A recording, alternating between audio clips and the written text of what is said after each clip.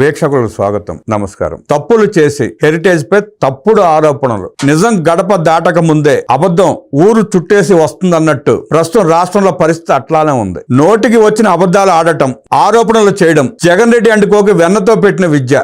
గత 5 ఏళ్లు టీటీడీలో ఎన్నో ఘోరాతి ఘోరాలు, మరెన్నో పాపిస్ట్ పనులకు తెగబడిన జగన్ అండ్ కో ఇప్పుడు తామేదో పవిత్రం అయినట్టు జగన్ నాటకాలు ఆడుతున్నారు. దండుపాళ్యం బ్యాచ్ శ్రీవారి లడ్డు కల్తీ విషయంలో తాము చేసిన మహాపాపం నుంచి ప్రజల దృష్టిని మరల్చేందుకు బరి తెగించి హెరిటేజ్ సంస్థపై అసంబద్ధమైన ఆరోపణలు చేస్తున్నారు. నికృష్టపు రాతలు రాస్తున్నారు. ఇందాపూర్ డైరీ పేరుతో టీటీడీకి హెరిటేజ్ నెయ్యి సరఫరా చేస్తోందని వైసీపీ నాయకులు విషపుత్రిక సాక్షి మీడియా విషం కక్కుతున్నారు. తాము డిఫెన్స్ లో పడినప్పుడల్లా హెరిటేజ్ పై ఆధారాలు లేకుండా నిందారోపణలు చేయడం వైసీపీ నాయకులకి, అక్రమ పుత్రిక సాక్షి మీడియాకి అలవాటుగా మారింది. అసలు హెరిటేజ్ సంస్థకి తిరుపతి లడ్డుకి సంబంధం ఏమిటి? ఏనాడైనా ఏ సంస్థకైనా ఏ దేవాలయానికైనా హెరిటేజ్ సంస్థ నెయ్యి సరఫరా చేసిందా అన్న జ్ఞానం కూడా లేకుండా, వాస్తవాలు తెలుసుకోకుండా విష ప్రచారం చేస్తూనే ఉన్నారు, విషం కక్కుతూనే ఉన్నారు. మహారాష్ట్రకు చెందిన ఇందాపూర్ డైరీ, బోలే బాబా డైరీ సంస్థలతో హెరిటేజ్ ఫుడ్స్ కి ఎటువంటి సంబంధం లేదని హెరిటేజ్ సంస్థ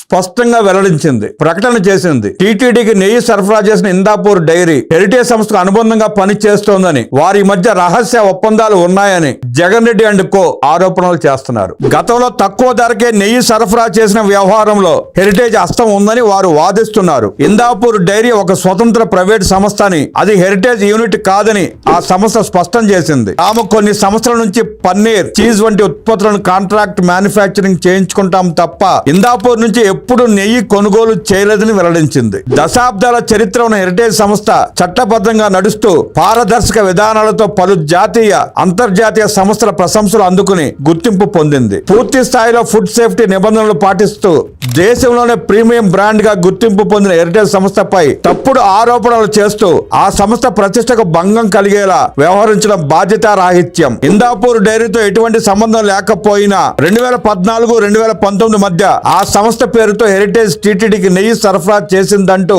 తప్పుడు ఆరోపణలు చేయడం వారి దిగజారుడు రాజకీయాలకు నిదర్శనం. వైసీపీ నాయకులు చేస్తున్న తప్పుడు ఆరోపణలకు సంబంధించి ఎటువంటి అధికారిక ఆధారాలు కానీ డాక్యుమెంట్లు కానీ ఇంతవరకు బయట పెట్టలేదు. హెరిటేజ్ సంస్థపై చేస్తున్న ఆరోపణలు దురుద్దేశపూర్వకమైనవే. రాజకీయ లబ్ధి కోసమే తప్పుడు ఆరోపణలు చేస్తున్నారు. హెరిటేజ్ సంస్థకు సీఎం చంద్రబాబు కుటుంబంతో ఉన్న సంబంధం కారణంగానే రాజకీయంగా బురద చల్లడానికి ఇందాపూర్ ప్రచారాన్ని తెరపైకి తెచ్చారు. ఒకవేళ హెరిటేజ్ నిజంగానే నెయ్యి సరఫరా చేసి ఉంటే దానికి సంబంధించిన అధికారిక ఇన్వాయిస్లు లేదా ఆర్డర్ కాపీలు ఎందుకు బయట పెట్టడం లేదు? హెరిటేజ్ సంస్థ దశాబ్దాలుగా డైరీ రంగంలో ఉంది. నాణ్యత విషయంలో రాజీ లేని చరిత్ర హెరిటేజ్ ది. కేవలం లాభాల కోసం నాణ్యత లేని వస్తువులను కొని సరఫరా చేసే అవసరం ఆ సంస్థకు లేదు. హెరిటేజ్ తన నాణ్యత ప్రమాణాల దృష్ట్యా అటువంటి తక్కువ ధరల టెండర్లలో పాల్గొనలేదు. హెరిటేజ్ పేరు లేదు. ఇందాపూర్ డైరీ పేరును హెరిటేజ్ కు ముడిపెట్టడం ద్వారా ప్రజలను అయోమయానికి గురి చేస్తున్నారు. ఒకవేళ హెరిటేజ్ నెయ్యి కొనుగోలు చేసి ఉంటే దానికి సంబంధించిన బిల్లులు, రికార్డులు ఉండాలి. అవేవీ లేకుండా కేవలం అబద్ధాలతో ఆరోపణలు చేయడం దురుద్దేశంతో తప్ప మరొకటి కాదు.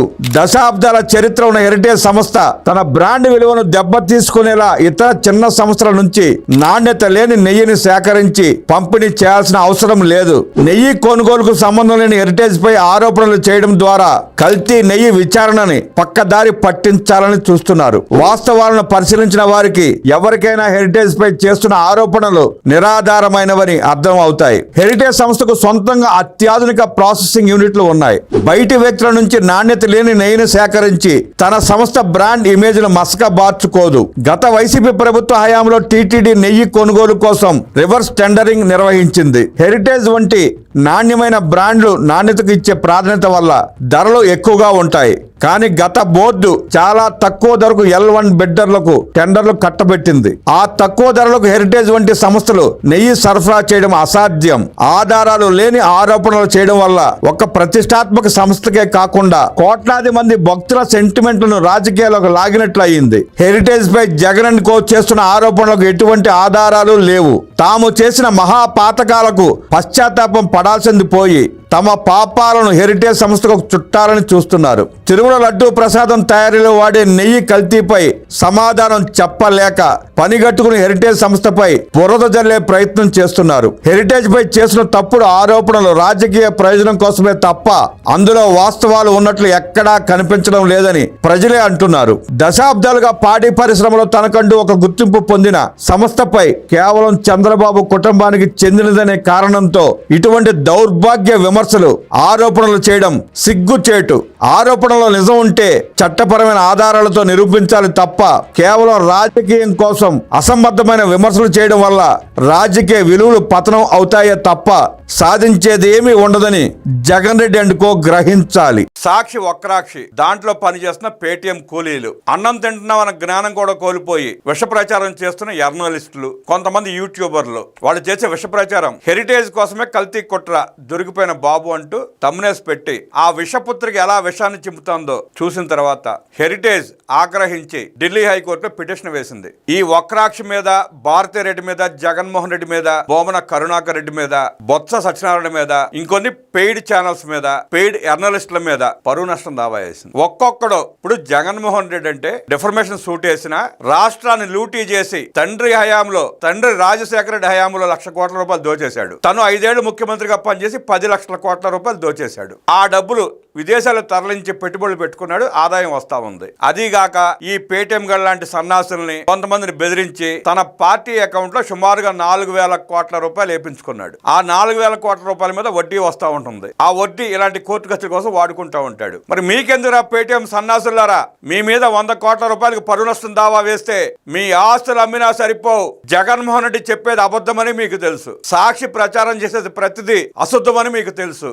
అన్ని తెలిసినా మీ రీతిగా ప్రచారం చేస్తాం, మేము మాట్లాడతామంటే తొక్కి నారా తీస్తాడు నారా లోకేష్ అన్న సంగతి మీరు మర్చిపోతే ఎట్టారా లఫోర్డ్స్ అంటున్నారు ప్రజలు. చూసి చూడనట్టు పోవడానికి అక్కడ ఉంది చంద్రబాబు నాయుడు గారు కాదు, నారా లోకేష్ అన్న సోయ మర్చిపోతే ఒక్కొక్కడు ఢిల్లీ కోర్టు చుట్టూ తిరగటానికి జగన్ రెడ్డి మీకు పైసా కూడా విదల్చడు. ఢిల్లీ రైల్వే స్టేషన్ లో స్నానాలు చేసి ఆంధ్రా భవన్ దగ్గర అడుక్కు తినాల్సిందే మీరు. ఆఖరికి మీ పరిస్థితి అదే. నిన్న ఢిల్లీ హైకోర్టు కూడా స్పష్టంగా అదే చెప్పింది. ఈ వెధవలు పెట్టిన లింకులు పోస్టులు తీయకపోతే 24 గంటల లోపు కఠినమైన చర్యలు ఉంటాయని చెప్పి హెచ్చరించింది. మెటాని, గూగుల్ ని, ఎక్స్ కూడా హైకోర్టు స్పష్టంగా తెలియజేసింది వాళ్ళ పోస్టులు మొత్తం డిలీట్ చేయమని చెప్పి. ఒక్క కాటుకు చెప్పు దెబ్బలాగా ఆ ఒక్క ఆదేశం చాలు ఈ సన్నాసులందరికీ. వీళ్ళు ఎంత ఎదవలో ఎంత దరిద్రలో తెలియజేయడానికి హైకోర్టు ఇచ్చిన ఒక ఆర్డర్ చాలు. ఈ హెరిటేజ్ మీద చేసిన దుష్ప్రచారానికి కోర్టుల చుట్టూ తిరగబోతున్న, అరెస్ట్ కాబోతున్న లిస్ట్ ఒకసారి చూద్దాం. పీపీ పెంచుకుని ఓ అరుస్తుంటాడు సాక్షి మీడియాలో. ఈశ్వర్ తనకిచ్చే కూలి కంటే అతిగా నటిస్తా ఉంటాడు. అతను ఒకడు.